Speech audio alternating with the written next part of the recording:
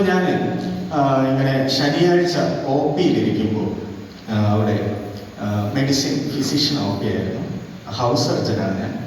അപ്പോൾ സീനിയർ ഡോക്ടേഴ്സൊക്കെ ഉണ്ട്. അപ്പോൾ ഒ പിയിൽ ഇങ്ങനെ ഇരിക്കുമ്പോൾ ഒരു യാദൃച്ഛയായിട്ട് മറ്റൊരു ഡിപ്പാർട്ട്മെൻറ്റിൽ നിന്ന് റിഫർ ചെയ്തിട്ട് ഒരു പേഷ്യൻ്റ് ഈ ഒ പിയിൽ ഡോക്ടറിനെ കാണാനായിട്ട് വന്നു. അപ്പോൾ വന്നത് ഇതാണ്, 13 വയസ്സുള്ള തൻ്റെ മകനുമായിട്ട് ഒരു പിതാവാണ് വന്നത്.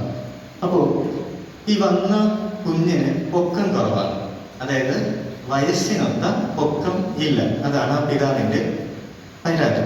പിതാവിനും പൊക്കം കുറവാണ്. അപ്പോൾ അപ്പോൾ പിതാവിൻ്റെ ആവശ്യമാണ് എൻ്റെ മകനെ എങ്ങനെയും പൊക്കം വയ്ക്കണം, അതിനെന്തെങ്കിലും ടോണിക് എന്തെങ്കിലും ഉണ്ടോ, അതിനെന്തെങ്കിലും മരുന്നുണ്ടോ എന്ന് ചോദിച്ചാണ്. ഞങ്ങൾ ഡോക്ടർ കുറച്ച് ടെസ്റ്റുകൾക്കൊക്കെ എഴുതി. എന്നിട്ട് പറഞ്ഞ് മനസ്സിലായി ജനറ്റിക്കൊക്കെ ആകാം, പിതാവും മാതാവും പൊക്കം കുറവാണെങ്കിൽ മക്കളും പൊക്കം കുറവാകാം പറഞ്ഞ് മനസ്സിലാക്കി. മാത്രമല്ല ചിലപ്പോൾ ഹോർമോണലായിട്ടുള്ള ചില പ്രശ്നങ്ങൾ കൊണ്ട് പൊക്കമൊക്കെ കുറയാം. അപ്പോൾ അതുകൊണ്ട് ചില ടെസ്റ്റുകൾക്കൊക്കെ വിട്ടു. അപ്പോൾ ഞാൻ മോനോട് ആ പിതാവിനോട് പറഞ്ഞു 2 റിങ്ങൊക്കെ കെട്ടി തൂക്കിയിട്ടിട്ട് അതിൽ ജസ്റ്റ് ഒന്ന് എക്സർസൈസ് ഒക്കെ ചെയ്യുക, ഒന്ന് തൂങ്ങുകയൊക്കെ ചെയ്യുക.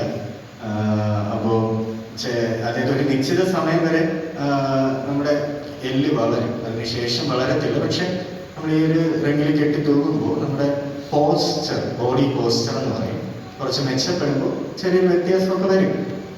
ഞാനിങ്ങനെ പറഞ്ഞു, അത് പറയുന്നത് എൻ്റെ പപ്പ കൊച്ചിൽ എൻ്റെ അടുത്ത് ഇങ്ങനെ 2 റിങ്ങൊക്കെ കെട്ടി തൂക്കിയിട്ടിട്ട് തൂങ്ങാൻ പറഞ്ഞിട്ടുണ്ട്. ഞാനത് കേൾക്കാത്തതുകൊണ്ടായിരിക്കും എൻ്റെ അനിയൻ കൃത്യമായിട്ട് കേട്ടിട്ടുണ്ട്, അവൻ നല്ല പൊക്കോ. അപ്പോൾ എൻ്റെ അമ്മയും പപ്പയും അനിയനൊക്കെ ഇവിടെ ആയിരിക്കുന്നു, ദൈവത്തിന് മഹത്വം. അതുപോലെ തന്നെ സ്റ്റെജിൻ ചേട്ടൻ, ഞാൻ ആദ്യമായിട്ട് പുറത്തൊരു മീറ്റിംഗ് സംസാരിക്കാൻ പോകുന്നത് മഞ്ചങ്കോട് പള്ളിയിലാണ്. കഴിഞ്ഞ എനിക്ക് 1-2 ആഴ്ച മുന്നേ മഞ്ചങ്കോടിൽ വീണ്ടും സംസാരിച്ചപ്പോൾ, അപ്പോൾ ആദ്യമായിട്ട് പുറത്തൊരു മീറ്റിംഗ് സംസാരിക്കാൻ പോകുന്നത് സ്റ്റെജിൻ ചേട്ടനുമായിട്ട്. സ്റ്റെജിൻ ചേട്ടൻ്റെ ബൈക്കിലാണ് ഞാൻ പോകുന്നത്. ചേട്ടൻ ഈ ശുശ്രൂഷയിലുള്ളത് വളരെ സന്തോഷമുള്ള ഒരു കാര്യമാണ്. അപ്പോൾ അങ്ങനെ അപ്പോൾ നമ്മൾ പൊക്കം എങ്ങനെ വയ്ക്കുക എന്നതല്ല നമ്മുടെ വിഷയം. അപ്പം ഞാനിതൊക്കെ അങ്ങനെ ഓർത്തു. അങ്ങനെ ഇരിക്കെ ഇതല്ല കാര്യം, ഇതല്ല. അപ്പോൾ ഇദ്ദേഹം ഇങ്ങനെ ഈ ഒരു ലേഡി ഡോക്ടറാണ്, സീനിയർ ഡോക്ടർ എന്ന് പറയുന്നത്, ഒരു സ്ത്രീയാണ്. അപ്പോൾ അവരുടെ അടുത്ത് ഇങ്ങനെ വളരെ വിഷമത്തോടെ ഈ കാര്യം പറഞ്ഞുകൊണ്ടിരിക്കുകയാണ്. അപ്പോൾ അദ്ദേഹത്തിൻ്റെ ഉടുപ്പിലെ ബട്ടൺസ് ഒരു 2-3 ഇങ്ങനെ ഇടാതെ ഊരി കിടപ്പുണ്ട്. വളരെ വേർപ്പൊക്കെ വന്ന് ഇങ്ങനെ 2-3 ബട്ടൺസ് ഇട്ടിട്ടില്ല. അപ്പോൾ അദ്ദേഹം ഇങ്ങനെ ആ ലേഡി ഡോക്ടറിൻ്റെ അടുത്ത് സംസാരിക്കുമ്പോൾ ഞാൻ കണ്ട ഒരു കാഴ്ച, ആ 13 വയസ്സുള്ള കുഞ്ഞ് ഇതൊന്നും ശ്രദ്ധിക്കാതെ അപ്പൻ്റെ ബട്ടൺസുകൾ ഇട്ട് കൊടുക്കുന്നു. അപ്പൻ്റെ ബട്ടൺസുകൾ ഇട്ട് കൊടുക്കുന്നു. എൻ്റെ ചിന്ത പെട്ടെന്ന് പോയത് ഒ പിയുടെ ഇടയിൽ പോയത് അങ്ങ് പഴയ നിയമത്തിലായിരുന്നു. നോഹയുടെ കാലത്തേക്ക് നമ്മൾ ഉൽപ്പത്തിയുടെ പുസ്തകം 9-ാം അധ്യായം 18 മുതൽ 27 വരെയുള്ള വചനങ്ങൾ നോക്കുമ്പോൾ അവിടെ ഇപ്രകാരം കാണുന്നുണ്ട്. നോഹ വെള്ളപ്പൊക്കത്തിന് ശേഷം, നോഹ മക്കളൊക്കെ രക്ഷപ്പെട്ടു, നോഹയും കുടുംബവും വെള്ളപ്പൊക്കത്തിൽ രക്ഷപ്പെട്ടു. അതിനുശേഷം എന്ത് ചെയ്തു, ഇവരിങ്ങനെ അങ്ങ് പെറ്റ് പിറകി ഒത്തിരി ആൾക്കാരായി. അപ്പോൾ അങ്ങനെ ഇരിക്കെ നോഹ ഒരു മുന്തിരിത്തോട്ടം നട്ടുണ്ടാക്കി. എത്രയൊക്കെ ദൈവത്തിൻ്റെ ആത്മീകൻ എന്ന് പറഞ്ഞാലും ചിലപ്പോഴൊക്കെ അങ്ങ് വീണു പോകും. അങ്ങനെ ഒരു മുന്തിരിത്തോട്ടം നട്ടുണ്ടാക്കി അതിൽ നിന്ന് വീഞ്ഞൊക്കെ എന്നും കുടിച്ച് ഒരു ദിവസം അത് കൂടിയത് ഒരുപക്ഷെ ഒരു ലിമിറ്റ് കഴിഞ്ഞായിരിക്കാം, മത്തനായി പോയി വസ്ത്രമൊന്നുമില്ലാതെ നഗ്നനായിട്ട് കിടക്കുകയാണ്. അപ്പോൾ ഇത് തന്നെ ഹാം എന്ന് പറയുന്ന ഒരു മകൻ, 3 മക്കളാണുള്ളത്, ഷേം, ഹാം, യാഫീം. ഇതിൽ ഹാം എന്ന് പറയുന്ന പുത്രൻ ഇത് കണ്ടുകൊണ്ട് വരികയും അപ്പൻ്റെ നഗ്നത മറയ്ക്കുന്നതിന് പകരം അവൻ ചെയ്തത് ഇത് തൻ്റെ ബാക്കി സഹോദരങ്ങളോടുകൂടെ പോയി ഇതിനെപ്പറ്റി പറയുകയാണ് ചെയ്തത്. പഴയ കാലത്തല്ല, ഈ കാലത്തായത് വലിയ തെറ്റ് തന്നെയാണ്. അപ്പൻ്റെ അല്ലെങ്കിൽ ഒരു നഗ്നത കണ്ടാൽ അത് മറയ്ക്കേണ്ടുന്നത് നമ്മുടെ ഉത്തരവാദിത്തമാണ്. അതിന് പകരം മറ്റുള്ളവരോട് പോയി പറഞ്ഞ് കൊട്ടിഘോഷിക്കുകയല്ല ചെയ്യേണ്ടത്. അങ്ങനെ ചെയ്യാത്തത് കാരണം അവൻ ആ നഗ്നത മറയ്ക്കാതെ തൻ്റെ സഹോദരങ്ങളോട് പോയി പറയുന്നത് കാരണം ഹാം ശപിക്കപ്പെട്ടവനായിട്ട് മാറുകയുണ്ടായി. അപ്പോൾ ഇന്നത്തെ നമ്മുടെ ദൈവസഭ എടുത്താലും ഇത് തന്നെയാണ് അവസ്ഥ. നമ്മുടെ ഇടയിൽ പലതരത്തിലുള്ള നഗ്നതകളുണ്ട്, അല്ലെ? നമ്മുടെ ഇടയിൽ പലതരത്തിലുള്ള കുറവുകളുണ്ട്. ആ കുറവുകളെ നമ്മുടെ ഇടയിൽ തീർക്കാതെ, കുടുംബ ജീവിതത്തിൽ, വ്യക്തി ജീവിതത്തിൽ, സുഹൃത്ത് ബന്ധത്തിൽ, അല്ലെ, പലതരത്തിലുള്ള കുറ്റങ്ങൾ, കുറവുകൾ, ഇതൊന്നും ഇല്ലാത്ത മനുഷ്യരില്ല. നിങ്ങളുടെ മുന്നിൽ നിൽക്കുന്ന എന്നെ ദൈവം അളക്കുമ്പോൾ ഇതിനേക്കാൾ വലിയ പാപി ചിലപ്പോൾ കാണത്തില്ല, അത്രയും വലിയ പാപിയായിരിക്കാം. മനസ്സിലായോ? അപ്പോൾ ഈ കുറവുകൾ, കുറ്റങ്ങൾ, ഇതെല്ലാം കാണുന്ന നമ്മുടെ ഇടയിൽ തന്നെ അത് പരിഹരിക്കാതെ മറ്റുള്ളവരുടെ ഇടയിൽ കൊട്ടിഘോഷിച്ച് നടക്കുമ്പോൾ അത് ദൈവത്തിന്റെ ശിക്ഷാവിധി നാം ഏറ്റുവാങ്ങേണ്ടി വരുമെന്ന് മറക്കരുത്. ഇവിടെ നോഹ ദൈവത്തോട് കൂടെ നടന്നൊരു മനുഷ്യൻ, പക്ഷെ അവൻ ഒരിക്കൽ വീണു പോകുന്നു.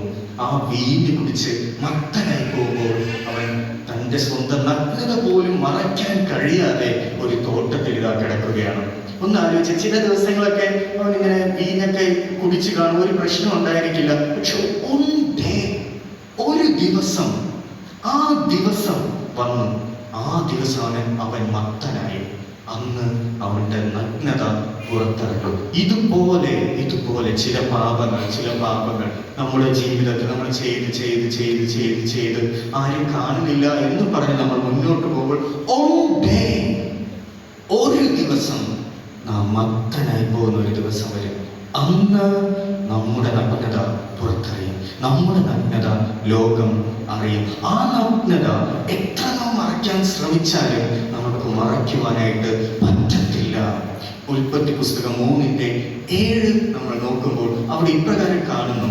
അവിടെ ആദാം ഹവ്വയോട് ദൈവം പറയുന്നത്, ഈ വൃക്ഷത്തിന്റെ ഫലം നിങ്ങൾ തിന്നരുത്, ബാക്കി കാണുന്ന എല്ലാ വൃക്ഷങ്ങളുടെയും ഫലം നിങ്ങൾക്ക് ഭക്ഷിക്കാം, പക്ഷെ ഈ വൃക്ഷത്തിന്റെ ഫലം നിങ്ങൾ ഭക്ഷിക്കരുത് എന്ന് പറയുകയാണ്.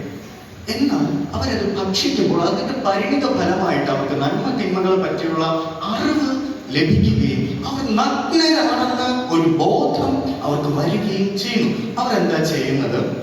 അവർ അത്തിയില കൂട്ടി തുന്നി ഒരു അരയാട ഉണ്ടാക്കുകയാണ്. പക്ഷെ ദൈവം അവരെ വിളിക്കുമ്പോൾ ആദാമും ഹവ്വയും എപ്രകാരമാണ് റിപ്ലൈ ചെയ്യുന്നത്? ദൈവമേ, ഞങ്ങൾ നഗ്നരായത് കൊണ്ട് ഞങ്ങൾ ഒളിച്ചിരിക്കുന്നു എന്ന്. നോക്കിയേ, അവർ നഗ്നരാണോ? ലോകത്തിന്റെ കണ്ണിൽ അവർ നഗ്നരാണോ? അല്ല, അവർ അത്തിയിലേക്ക് കൂട്ടി കെട്ടി ഒരു അരയാട ചുറ്റിയിട്ടുണ്ട്. എന്നാലും അവർ പറയുകയാണ്, ദൈവമേ, ഞങ്ങൾ നഗ്നരായത് കൊണ്ട് ഞങ്ങൾ ഒളിച്ചിരിക്കുന്നു എന്ന്. നോക്കി, ദൈവത്തിന്റെ മുന്നിൽ നിൽക്കുമ്പോൾ ഒന്നും നമ്മെ തുണിക്കത്തില്ല. നമ്മുടെ നഗ്നത വെളിപ്പെടുക തന്നെ ചെയ്യും. നാം ചെയ്ത പാപങ്ങൾ പുറത്തു വരിക തന്നെ ചെയ്യും. നാം ചെയ്ത പാപങ്ങൾ നമ്മെ വിധിക്കുക തന്നെ ചെയ്യും. ഈ പാപത്തെ മറയ്ക്കുവാൻ നാം കൂട്ടി തിന്നുന്ന അരയാട കൊണ്ട്, അത്തിയിലകൾ കൊണ്ട് ഒരു നാളും കഴിയുകയില്ല.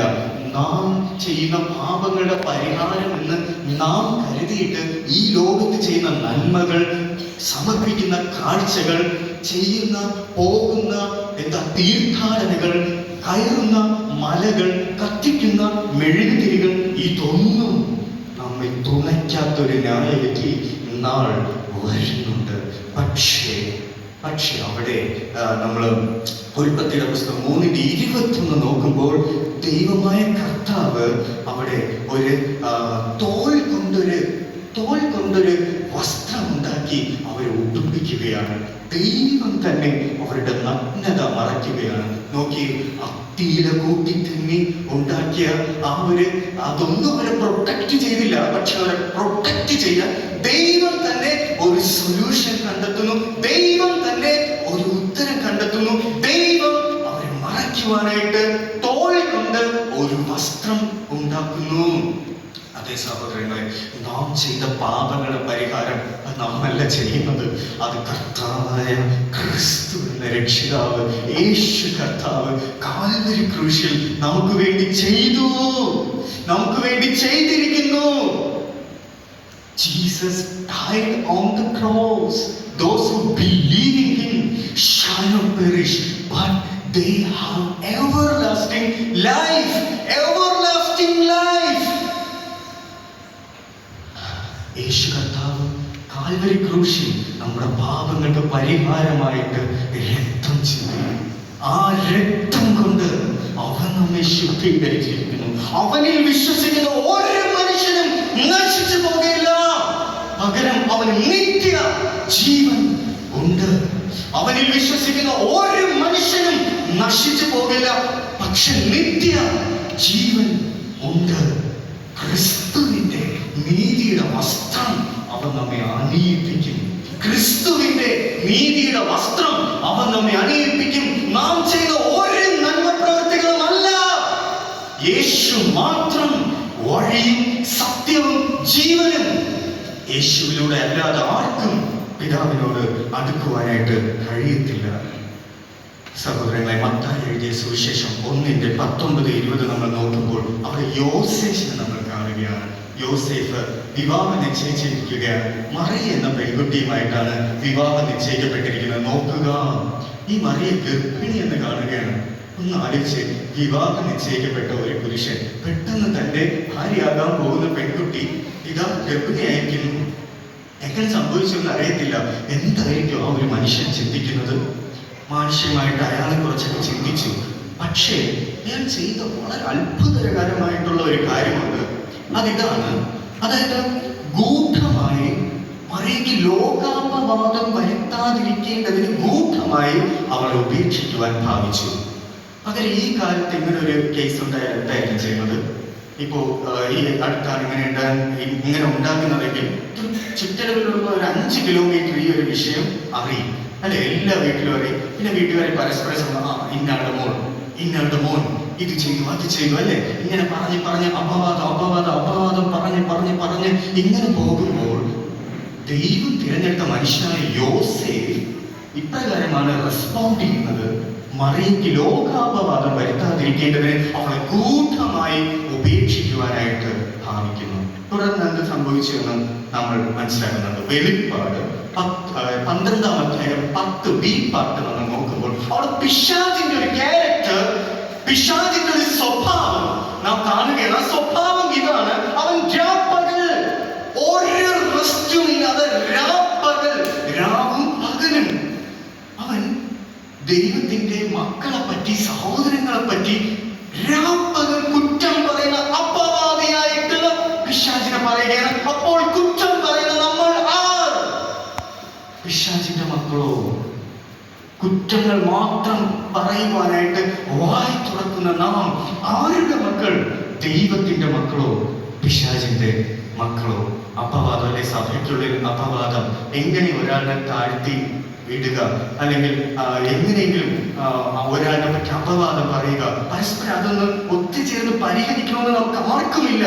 എങ്ങനെയും ഒരാളുടെ കുറ്റങ്ങൾ അത് 10 പേരെടുത്ത് പറയുമ്പോൾ ലഭിക്കുന്ന ഒരു സുഖം, ഒരു സൈക്കിക് സുഖം, ഒരു സൈക്കോ, മെഡിക്കൽ മീനിങ് അറിയാന്നുള്ളവർക്ക് ചിരിക്കാവുന്ന ഒരു കാര്യമാണ്. ഒരു സൈക്കോ, അതൊരു എന്ത് സുഖമാണത്!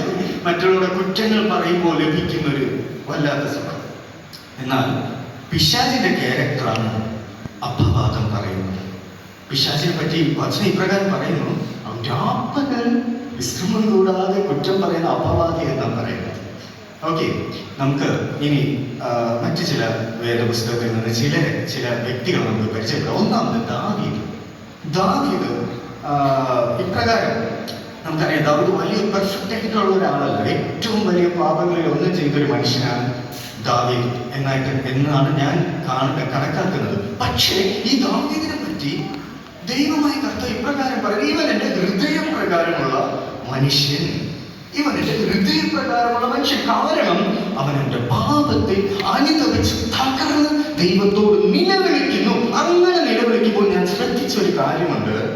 അവന്റെ നിലവിളി സങ്കീർത്തനങ്ങൾ 141:3 ഇപ്രകാരം അവൻ ദൈവത്തോട് തന്റെ നാവിനെ ശുദ്ധീകരിക്കുവാൻ വേണ്ടി അവൻ ഇപ്രകാരം പ്രാർത്ഥിക്കുന്നുണ്ട്: യഹോവേ, എന്റെ വായ്ക്കൊരു കാവൽ നിർത്തി എന്റെ അധരദ്വാരം കാക്കണമേ. ദാവീദ് പ്രാർത്ഥിക്കുകയാണ്: എന്റെ വായ്ക്കൊരു കാവൽ നിർത്തണമെന്ന്, എന്റെ അധരദ്വാരത്തെ കാക്കണമേ എന്ന്. ഇനി മറ്റൊന്ന്, സാമർഥ്യമുള്ള ഭാര്യയെ പറ്റി വേദപുസ്തകം എന്താണ് പറയുന്നത് നോക്കാം. സാമർഥ്യമുള്ള ഭാര്യയുടെ നാവിനെ പറ്റി വചനം പറയുന്ന ഒരു ഭാഗമുണ്ട്.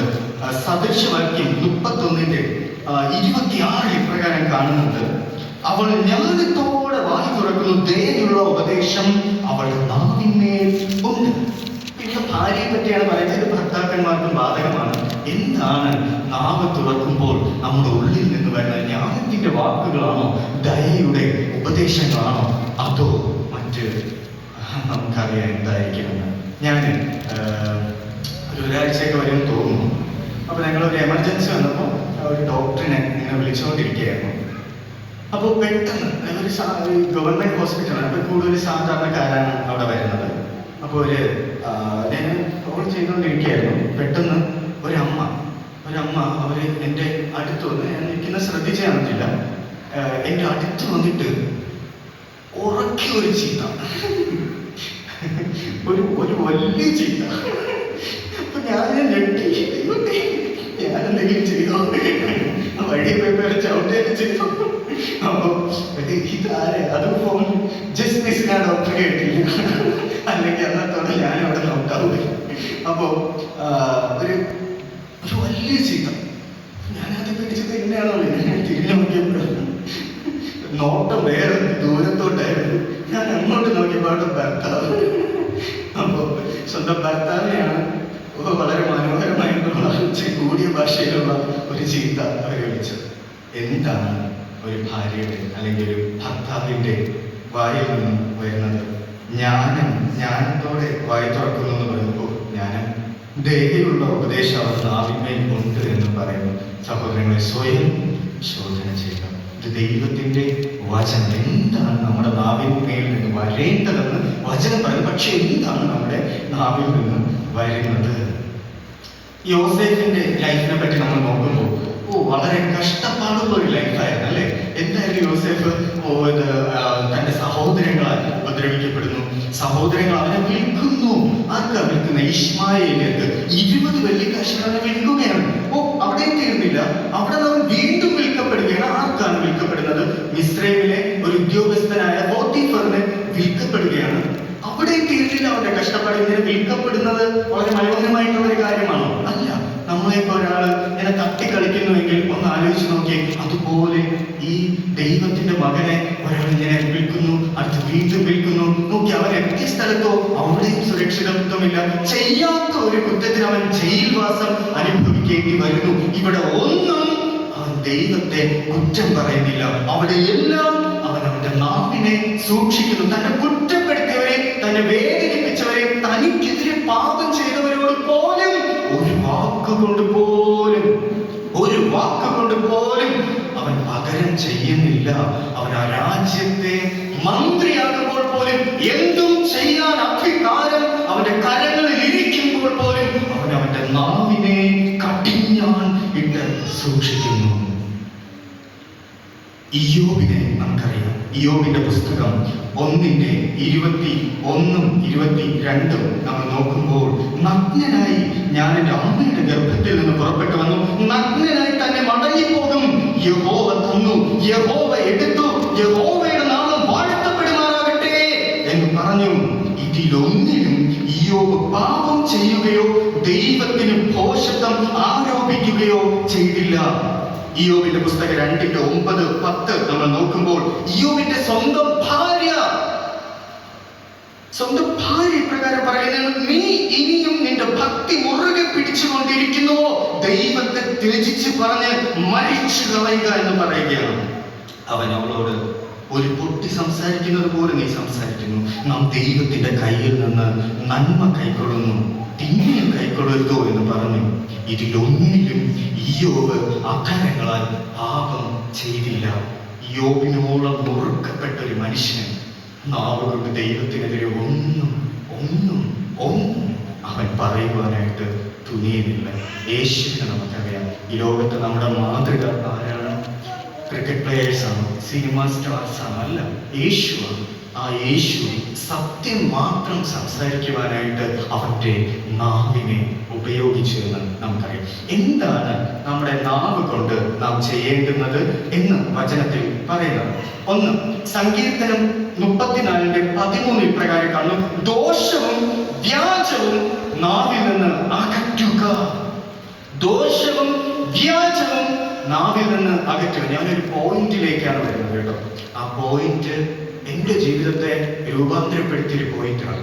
അപ്പോൾ അത് തീർച്ചയായിട്ടും നമുക്ക് എല്ലാവർക്കും, നിങ്ങളും അത് ഫോളോ ചെയ്യുന്നതായിരിക്കും, തീർച്ചയായിട്ടും നമ്മുടെ ജീവിതത്തിൽ വളരെ അനുഗ്രഹപ്രദമാകാൻ പോകുന്ന ഒരു പോയിന്റാണ്. വചനത്തിൽ കാണുന്ന ദോഷവും വ്യാജവും നാവിൽ നിന്ന് അകറ്റുകയാണ്. സദൃശവാക്യം 21:23 ഇപ്രകാരം കാണുന്നു: വായും നാവും സൂക്ഷിച്ചാൽ പ്രാണനെ കഷ്ടങ്ങളിൽ നിന്ന് നിങ്ങൾക്ക് സൂക്ഷിക്കുവാൻ കഴിയുമെന്ന്. സദൃശവാക്യം 10:19 ഇപ്രകാരം കാണുന്നു: അധരങ്ങൾ അടക്കുന്നവൻ ബുദ്ധിമാൻ. ചില സന്ദർഭങ്ങളിൽ നമ്മൾ സംസാരിക്കാതിരിക്കുന്നതും ബുദ്ധിയുടെ ഒരു ഭാഗമാണ്. അല്ലെ, എല്ലാ സ്ഥലത്തും നമ്മൾ കയറി സംസാരിക്കുമ്പോൾ പ്രശ്നങ്ങൾ ഉണ്ടാവാറുണ്ടല്ലേ? അല്ലെങ്കിൽ നമ്മോട് ഇങ്ങനെ ഇപ്പോ കൈവയ്ക്കും എന്നൊക്കെ പറഞ്ഞ ചിലര് നമ്മോട് ഇങ്ങനെ പ്രശ്നം ഉണ്ടാക്കാനായിട്ട് വരുന്ന ചിലരുണ്ട്. എങ്ങനെയും സംസാരിച്ച് പ്രശ്നങ്ങൾ ഉണ്ടാക്കാൻ വരുന്നവരുണ്ട്. അങ്ങനെയുള്ളവർ വരുമ്പോൾ അതിന്റെ ഒരു വശത്ത് നമ്മൾ വായി അടയ്ക്കുമ്പോൾ അവിടെ പിശാച് പരാജയപ്പെടുകയാണ്. പകരം ദൈവത്തിന്റെ നാമം മഹത്വപ്പെടും. അവിടെ ആ ഉണ്ടാകാൻ ഇരുന്ന ആ ഒരു പ്രശ്നം ഇല്ലാതാകും. അപ്പോൾ വചനം പറയുന്നു: അധരങ്ങൾ അടക്കുന്നവൻ ബുദ്ധിമാൻ. കൊലോസ്യർ 4:6 പ്രകാരം പറയുന്നു: നിങ്ങളുടെ വാക്ക് കൃപയോട് കൂടിയതും ഉപ്പിനാൽ രുചി വരുത്തിയതും ആക്കുക.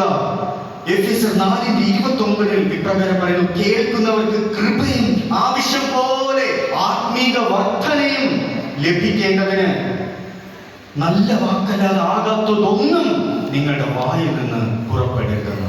അവസാനമായിട്ട് എഫെസ്യർ 5:19-20 നമ്മളിന്ന് വായിച്ച് കേട്ട വചനഭാഗത്തിൽ ഇപ്രകാരം പറയുന്നു: ആത്മാവ് നിറഞ്ഞവരായി സങ്കീർത്തനങ്ങളാലും സ്തുതികളാലും ആത്മീക ഗീതങ്ങളാലും തമ്മിൽ സംസാരിച്ച് നിങ്ങളുടെ ഹൃദയത്തിൽ കർത്താവിനെ പാടിയും കീർത്തനം ചെയ്തും നമ്മുടെ കർത്താവ് യേശു ക്രിസ്തുവിന്റെ നാമത്തിൽ ദൈവവും പിതാവുമായവനെ എല്ലായ്പ്പോഴും എല്ലാറ്റിനു വേണ്ടിയും സ്തോത്രം ചെയ്തുകൊള്ളുവിനെന്ന് വചനം ഇപ്രകാരം പറയുന്നു: ആത്മാവ് നിറഞ്ഞവരെ സങ്കീർത്തനങ്ങളാലും ആത്മീക ഗീതങ്ങൾ, സ്തുതികളാലും ആത്മീക ഗീതങ്ങളാലും തമ്മിൽ സംസാരിച്ചും നിങ്ങളുടെ ഹൃദയങ്ങളിൽ കർത്താവിനെ പാടി കീർത്തനം ചെയ്തും ഇരിക്കുവാനായിട്ട് വചനം ഉപദേശിക്കുന്നു.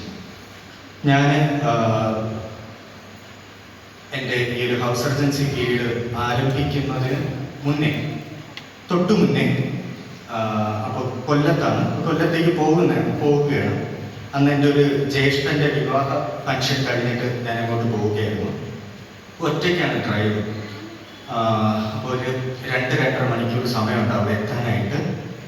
അങ്ങനെ രാത്രി പിറ്റേന്ന് ചോദിച്ചു. അപ്പം ഇങ്ങനെ പോകുമ്പോൾ ഈ 2.5 മണിക്കൂർ ഞാനും കാറും മാത്രമേ ഉള്ളൂ, പിന്നെ കാഴ്ചകൾ. അപ്പോൾ എന്ത് ചെയ്യും? 2.5 മണിക്കൂർ ഡ്രൈവ് ചെയ്തല്ലേ, ഡ്രൈവ് ചെയ്തുകൊണ്ടിരിക്കുകയാണ്. അതിനിടയിൽ കുറച്ച് നേരം പാട്ടൊക്കെ കേൾക്കാം, പല ചിന്തകൾ മനസ്സിൽ വന്നു. അപ്പോൾ പെട്ടെന്ന് മനസ്സിൽ വന്നു കുറച്ച് വചനം കേൾക്കാം. അങ്ങനെ യൂട്യൂബിൽ നിന്നൊരു വചനം കേൾക്കാം, ഒരു പ്രസംഗം കേൾക്കാമെന്ന് കഴിഞ്ഞിട്ട് അപ്പോൾ 1 മണിക്കൂർ അങ്ങനെ കഴിയും. ഇതിന് കാൽക്കുലേഷനായി. അപ്പം ഇങ്ങനെ ഒരു വചനം കേട്ട് തുടങ്ങി. റാൻഡമായിട്ട് പെട്ടെന്ന് യൂട്യൂബിൽ വന്നൊരു വചനം കേട്ടു. ആ വചനം പ്രകാരം, ആ വചനം വേറെ ടോപ്പിക്കാണ്, പക്ഷെ അതിൻ്റെ ഇടയിൽ പ്രസംഗിച്ച വ്യക്തി ഇപ്രകാരം പറഞ്ഞു: നമ്മുടെ ജീവിതത്തിൽ ഒത്തിരി പ്രശ്നങ്ങൾ, പ്രയാസങ്ങൾ, പ്രതിസന്ധികൾ, വിചാരിക്കാത്ത അനവധി കാര്യങ്ങൾ വരും. പക്ഷെ അവിടെയെല്ലാം നാം ദൈവത്തെ കുറ്റപ്പെടുത്താതെ ദൈവത്തെ സ്തുതിച്ചുകൊണ്ടുകേയിരിക്കുക. ദൈവം അനുവദിക്കാതെ ഒന്നും നമ്മുടെ ജീവിതത്തിൽ വരത്തില്ല. ദൈവം അനുവദിക്കാതെ ഒരു തലമുടി നാല് പോലും നമ്മുടെ തലയിൽ നിന്ന് വീഴത്തില്ല. അങ്ങനെയെങ്കിൽ നാം ഈ കടന്നു പോകുന്ന ഓരോ സാഹചര്യങ്ങളും ഒരു ദൈവത്തിന്റെ പൈതലിനെ സംബന്ധിച്ചിടത്തോളം ദൈവം അനുവദിക്കാതെ വരത്തില്ല. കാരണം ഇയ്യോബിനെ ദൈവം ഒരു കോട്ട കെട്ടി സൂക്ഷിച്ചിരുന്നു. പിശാചോട് തൊടാൻ പോയപ്പോൾ അവന് പറ്റുന്നില്ല. കാരണം ഇയ്യോബിന് ചുറ്റും ദൈവത്തിന്റെ കോട്ടയുണ്ടായിരുന്നു. അതുപോലെ ദൈവത്താൽ തിരഞ്ഞെടുക്കപ്പെട്ട, വിളിക്കപ്പെട്ട, വേർതിരിക്കപ്പെട്ട, മുൻ നിയമിക്കപ്പെട്ട നാം ഓരോരുത്തരെ ദൈവത്തിന്റെ പരിശുദ്ധാത്മാവ് കൊണ്ട് മുദ്രയിട്ടിരിക്കുകയാണ്. ദൈവം അനുവദിക്കാതെ ഒന്നും നമ്മുടെ ജീവിതത്തിൽ സംഭവിക്കുകയില്ല. അതുകൊണ്ട് എപ്പോഴും അവനെ സ്തുതി ചൊല്ലിക്കൊണ്ടിരിക്കണം എന്നൊരു ഭാഗം ജസ്റ്റ് റാൻഡംലി ഇങ്ങനെ കേട്ടു. അങ്ങനെ എൻ്റെ ഹൗസ് സർജൻസി പീരീഡ് ആരംഭിച്ചു. ആദ്യമൊക്കെ വല്ലാത്ത സ്ട്രഗിൾ ആയിരുന്നു, വല്ലാത്ത ഹെക്റ്റിക് ആയിരുന്നു. അതായത് വല്ലാത്ത തിരക്കാണ്. ഇപ്പോഴും തിരക്കുണ്ട്. എങ്കിലും ആദ്യം നമ്മൾ ജോയിൻ ചെയ്യുന്ന സമയമാകുമ്പോൾ അത് നമുക്ക് അങ്ങോട്ട് അഡാപ്റ്റായി വരാൻ കുറച്ച് സമയമെടുത്തു. അതിലോട്ട് ആ ഒരു പ്രോസസ്സിലേക്ക് നമ്മളായി തീരാൻ കുറച്ച് സമയമെടുത്തു. അങ്ങനെ ആ സമയങ്ങളിലെല്ലാം എനിക്ക് മടുപ്പ് വരുമ്പോൾ, അല്ലെങ്കിൽ വിഷമങ്ങൾ വരുമ്പോൾ, അല്ലെങ്കിൽ പറ്റില്ല എന്ന തോന്നൽ എവിടെയെങ്കിലും വന്നു കഴിഞ്ഞാൽ അവിടെ എല്ലാം ഞാൻ ദൈവത്തെ മഹത്വപ്പെടുത്തും. ഹാൻഡിൽ ചെയ്യാൻ പറ്റാത്ത സിറ്റുവേഷൻസ് വന്നാൽ അവിടെയെല്ലാം പെട്ടെന്ന് എനിക്ക് ഈ ഒരു വചനം ഓർമ്മ വരും. അപ്പോൾ വളരെ മനോഹരമായിട്ട്, അല്ലെങ്കിൽ വളരെ അത്ഭുതകരമായിട്ട് ആ സന്ദർഭം കടന്നു പോകുന്നത് ഇപ്പോഴും എനിക്ക് അനുഭവിക്കുവാനായിട്ട് കഴിയുന്നുണ്ട്. സഹോദരങ്ങളെ, നമ്മുടെ നാവിൽ നിന്ന് എന്താണ് വരേണ്ടത്? സ്തോത്രവും സ്തുതിയും മഹത്വവും ആർക്ക്? ദൈവത്തിന്. അപ്പോൾ എൻ്റെ വളരെ ചെറുപ്പകാലത്ത് എനിക്ക് എത്രയോ വർഷങ്ങൾ പ്രതീക്ഷയുടെ ഞങ്ങളുടെ സഭയിൽ സംസാരിച്ചൊരു ഭാഗം ഇപ്പോഴും ഓർമ്മയുണ്ട്. അതിന് ഒരു കാര്യം ചേട്ടാന്ന് സംസാരിച്ചത് ദൈവത്തെ സ്തുതിക്കുക എന്നതായിരുന്നു. എപ്പോഴും എല്ലാ സാഹചര്യങ്ങളും ദൈവത്തെ സ്തുതിക്കുക എന്നതായിരുന്നു എന്ന് ഞാൻ ഓർക്കുന്നു. അതിൽ ചേട്ടൻ പറഞ്ഞു, നമ്മളിങ്ങനെ കാറിൽ പോകുമ്പോഴും അല്ലെങ്കിൽ എപ്പോഴും നമ്മൾ എന്ത് കാര്യങ്ങളായിരുന്നാലും ദൈവത്തെ സ്തുതിച്ചുകൊണ്ടിരിക്കും. എപ്പോഴും ഞാനത് ഓർക്കുന്നു കേട്ടോ. കൃപയുള്ള വചനങ്ങൾ നമ്മൾ ഓർക്കും. അപ്പോൾ ഇതാണ് നമ്മൾ ഏത് നിമിഷവും എപ്പോഴും. പിന്നെ എൻ്റെ അമ്മയും പപ്പയും ഇവിടെ ആയിരിക്കുന്നുണ്ട്. ഞാൻ ഭവനത്തിലായിരിക്കുമ്പോൾ ശ്രദ്ധിക്കാറുണ്ട്, അമ്മ അടുക്കളയിൽ ജോലി ചെയ്യുമ്പോൾ ഇങ്ങനെ ദൈവത്തെ സ്തുതിച്ചുകൊണ്ടിരിക്കുന്നത് കേൾക്കാം. എപ്പോഴും ദൈവത്തെ സ്തുതിച്ചു സ്തോത്രം ചൊല്ലിക്കൊണ്ടിരിക്കുന്നത് കേൾക്കാം. പപ്പ എന്തെങ്കിലും ചില കാര്യങ്ങളിൽ ഏർപ്പെട്ടുകൊണ്ടിരിക്കുമ്പോഴും പ്രാർത്ഥിക്കുന്നത് കേൾക്കാം. മനസ്സിലാവും. അപ്പോൾ ഏത് സമയത്തും എപ്പോഴും നമ്മൾ ദൈവത്തെ സ്തുതിച്ചു. നമ്മുടെ നാവ് മറ്റുള്ളവരെ കുറ്റം പറയാനുള്ളതല്ല, മറ്റുള്ളവരുടെ നഗ്നത ലോകം മുഴുവൻ അപവാദം പറഞ്ഞ് പരത്തുവാനുള്ളതല്ല. പകരം നാം എന്താ ചെയ്യേണ്ടത്? നാം ചെയ്യേണ്ടത് എപ്പോഴും ദൈവത്തെ മഹത്വപ്പെടുത്തി. ഇത് രണ്ടാമത്തെ ഗോൾഡൻ റൂളായിരുന്നു. ഒന്നാമത്തെ ഗോൾഡൻ റൂൾ നമ്മൾ കഴിഞ്ഞ തവണ പഠിച്ചു, ദൈവത്തോടൊപ്പം നടക്കുക. രണ്ടാമതെന്ന് നമ്മൾ പഠിക്കുന്നത് നമ്മുടെ നാവിനെ കടിഞ്ഞാണിട്ട് സൂക്ഷിക്കുക. അപ്പോൾ അതിന് കഴിയത്തില്ല, ചിലർക്ക് അതിന് കഴിയത്തില്ല. ഈ നാവിലൂടെ ഇങ്ങനെ ദോഷം വന്ന് അത് ശീലമായവർക്ക് അതിന് കഴിയത്തില്ല. ഒട്ടും വിഷമിക്കേണ്ട, അതിന് ട്രീറ്റ്മെന്റേ ഇല്ല, അതിന് മരുന്നുകളേ ഇല്ല. പക്ഷെ ഒരേ ഒരു മരുന്ന്, എറിഞ്ഞു കൊടുക്കുക, ഏൽപ്പിച്ചു കൊടുക്കുക. ഞാൻ അന്നും പറഞ്ഞു, ദൈവത്തോടൊപ്പം നടക്കുമ്പോൾ നമുക്ക് കഴിയത്തില്ല. അപ്പൊ എന്തച്ഛൻ നമ്മെ തന്നെ എറിഞ്ഞു കൊടുക്കുക, അവനെ ഏൽപ്പിച്ചു കൊടുക്കുക. അതുപോലെ ഈ ഒരു കാര്യത്തിൽ നാം ഏൽപ്പിച്ചു കൊടുക്കുക. മത്തായി 12:36 നമ്മൾ ഇപ്രകാരം കാണുന്നു, എന്നാൽ മനുഷ്യർ പറയുന്ന ഏത് നിസ്സാരവാക്കിനും ന്യായവിധി ദിവസത്തിൽ കണക്ക് ബോധിപ്പിക്കേണ്ടി വരും എന്ന് ഞാൻ നിങ്ങളോട് പറയുന്നു. എഴുന്നേൽക്കാം, പ്രാർത്ഥിക്കാം.